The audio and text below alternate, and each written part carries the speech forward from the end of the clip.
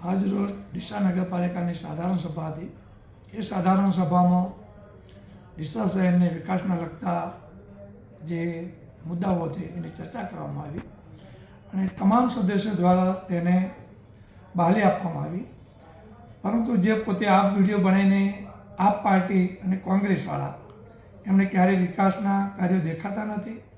અને તમે વિચાર કરો કે ચાલુ બોર્ડમાં નકલી પત્રકાર લઈને તેઓ આપવાળા આપનો જ કાર્યકર્તા નકલી પત્રકાર બની અને ત્યાં લાઈવ બતાવતો હતો અને સાચા પત્રકારો ત્યાં એને પૂછપરછ કરી તો કે હું આપનો કાર્યકર્તા છું।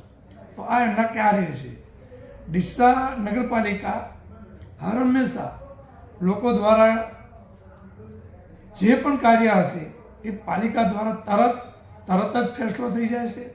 અત્યારે તમે જુઓ ડીસા શહેરમાં સ્વચ્છતા જુઓ, ભારત માતા પાર્ક જુઓ, બીજા ઘણા વિકાસના કાર્યો, સ્પોર્ટ કોમ્પ્લેક્સ, નર્મદા મૈયાના પાણી પણ ડીસા શહેરમાં નગરપાલિકા દ્વારા શોર્ટ સમયમાં આપવામાં આવશે। અને આ લોકોને ક્યારે પણ આજ દિન સુધી આટલા સારા વિકાસના કાર્યો થઈ રહ્યા છે ક્યારે પણ એમને સ્વીકાર્યા નથી। એમને ફક્ત વિરોધ અને વિરોધ જ છે। એટલે ડીસા નગરજનોને આવા વ્યક્તિઓથી સાવધાન રહેજો। આ તમારા નામે ખોટા વ્યવહારો કરતા હશે તો આપ સાવધાની રાખી અને આ લોકોને સાથે ચાલજો। જય હિન્દ, ભારત માતા કી જય।